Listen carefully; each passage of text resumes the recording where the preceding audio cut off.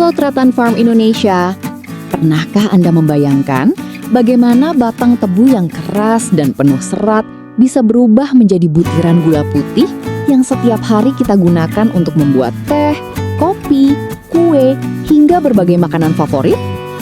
Di balik 1 sendok gula yang terlihat sederhana, ternyata ada perjalanan panjang yang melibatkan pertanian, teknologi, mesin-mesin raksasa, hingga proses pemurnian yang sangat menarik.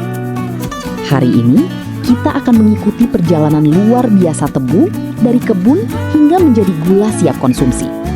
Mari kita mulai. Selamat datang di Tretan Farm. Kita jelajahi sains dan teknologi, info dunia dan infrastruktur, pertanian modern, hingga hewan peternakan. Ayo eksplorasi bersama kami.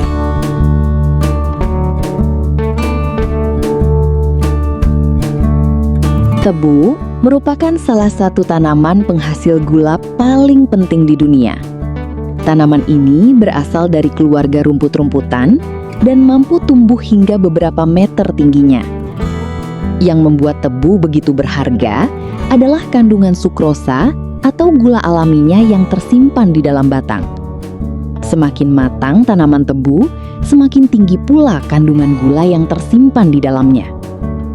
Biasanya, tebu dipanen ketika berumur antara 10 hingga 18 bulan, tergantung varietas dan kondisi lingkungan. Saat masa panen tiba, hamparan kebun tebu yang luas mulai dipenuhi aktivitas para petani dan mesin panen modern.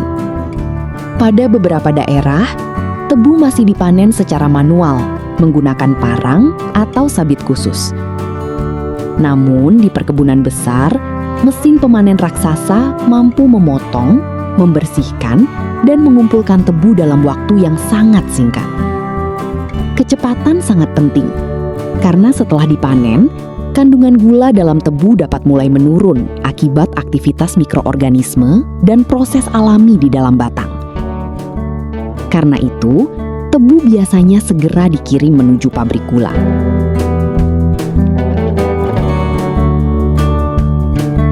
Sesampainya di pabrik, truk-truk besar yang membawa tebu akan memasuki area penimbangan.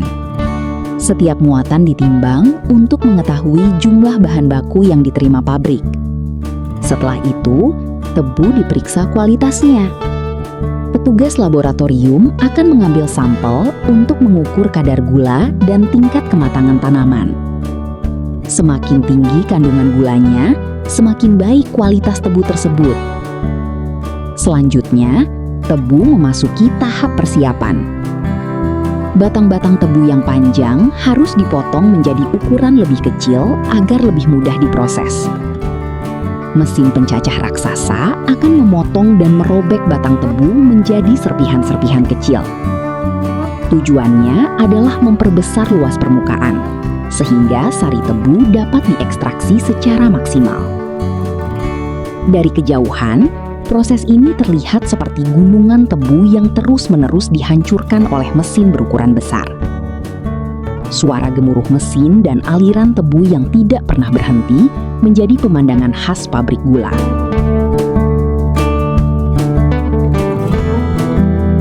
Setelah dicacah, tebu masuk ke tahap yang sangat penting, yaitu ekstraksi sari tebu. Pada tahap ini, serpihan tebu melewati beberapa unit rol penggiling bertekanan tinggi. Rol-rol baja raksasa tersebut menekan tebu dengan kekuatan luar biasa, hingga sari manis di dalamnya keluar. Untuk meningkatkan efisiensi pengambilan gula, air panas sering disemprotkan ke ampas tebu selama proses penggilingan. Metode ini dikenal sebagai imbibisi. Tujuannya adalah melarutkan sisa gula yang masih tertinggal pada serat tebu. Hasil akhirnya berupa 2 produk utama. Yang pertama adalah nira tebu, yaitu cairan berwarna kehijauan yang mengandung gula.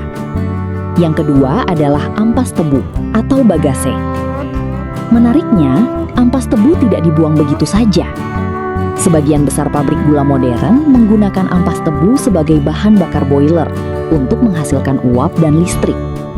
Dengan cara ini, pabrik dapat memanfaatkan limbah menjadi sumber energi yang berharga.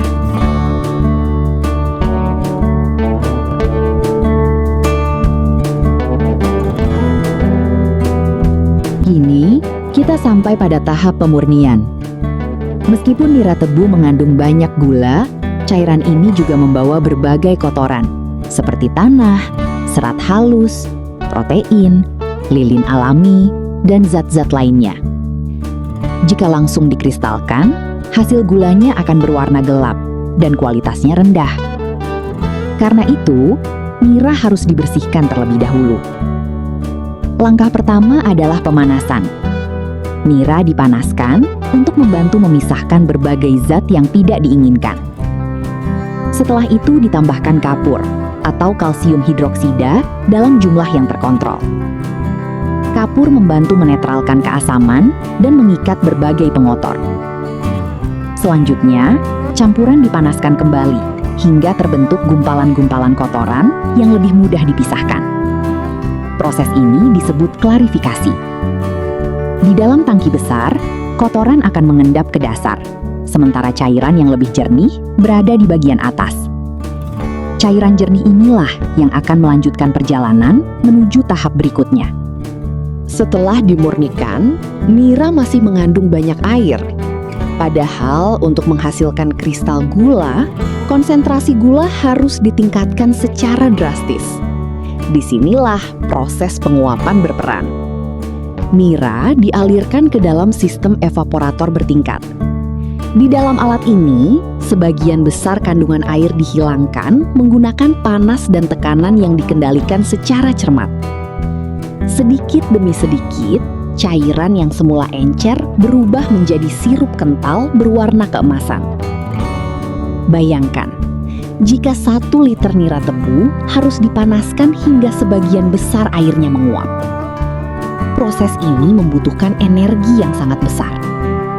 Karena itulah, pemanfaatan ampas tebu sebagai bahan bakar menjadi sangat penting bagi industri gula.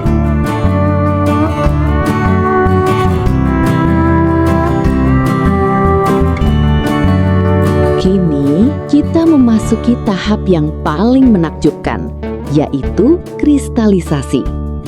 Sirup gula kental dimasukkan ke dalam bejana vakum berukuran besar. Di dalam kondisi tekanan rendah, sirup dapat mendidih pada suhu yang lebih rendah, sehingga kualitas gula tetap terjaga. Operator pabrik mengontrol suhu, tekanan, dan konsentrasi gula dengan sangat hati-hati. Ketika kondisi sudah tepat, kristal-kristal gula mulai terbentuk. Awalnya hanya berupa inti kristal yang sangat kecil. Namun, seiring waktu, molekul gula terus menempel dan membentuk kristal yang semakin besar. Inilah momen ketika cairan manis perlahan berubah menjadi butiran gula yang nyata. Proses ini membutuhkan ketelitian tinggi. Jika terlalu cepat, kristal bisa tidak seragam. Jika terlalu lambat, efisiensi produksi akan menurun. Karena itu, teknologi dan pengalaman operator sangat menentukan keberhasilan proses kristalisasi.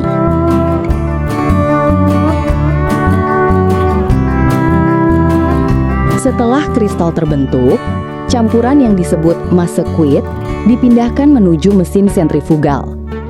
Mesin ini bekerja seperti pemutar raksasa dengan kecepatan sangat tinggi. Ketika berputar, gaya sentrifugal memisahkan kristal gula dari cairan sisa yang disebut molase. Kristal gula tertahan di bagian luar, sementara molase terlempar keluar. Molase sendiri bukan limbah. Cairan ini masih memiliki nilai ekonomi tinggi dan dapat digunakan untuk berbagai produk, seperti pakan ternak, ragi, alkohol industri, hingga bioetanol. Sementara itu, kristal gula yang baru dipisahkan masih sedikit lembab dan berwarna kecoklatan. Karena itu, diperlukan tahap selanjutnya. Kristal gula kemudian masuk ke proses pengeringan.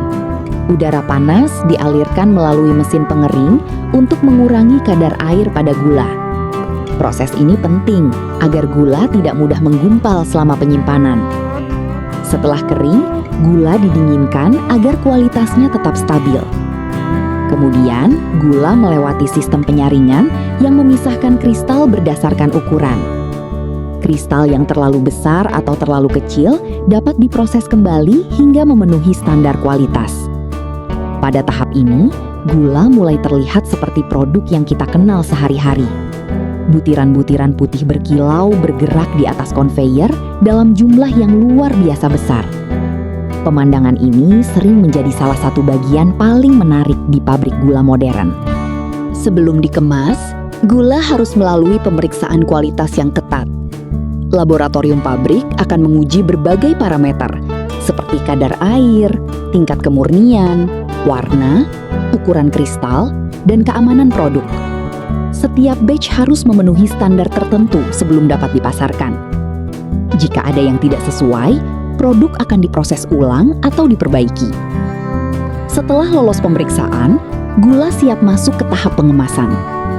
Mesin otomatis mengisi gula ke dalam kantong-kantong besar maupun kemasan kecil untuk konsumen.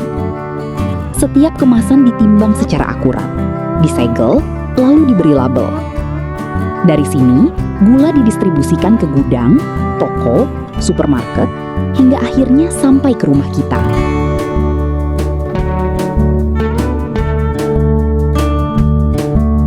Menariknya, industri gula modern berusaha memanfaatkan hampir seluruh bagian tebu.